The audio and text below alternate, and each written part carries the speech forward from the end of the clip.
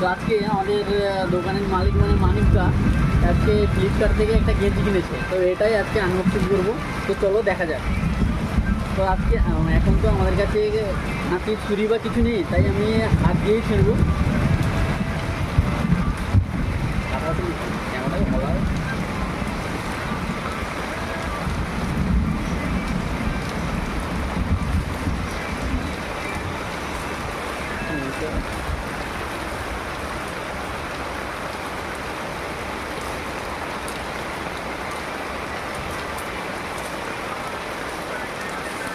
জামা আছে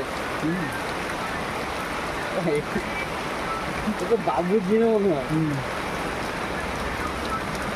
কত দাম, কত গেস করে বলতে? এর দাম কত তোমরা গেস করে বলো। যদি তোমাদের এটা দরকার হয় তাহলে কমেন্ট করে বলো, তোমাকে পাঠিয়ে দেবো লিঙ্কটা। আর না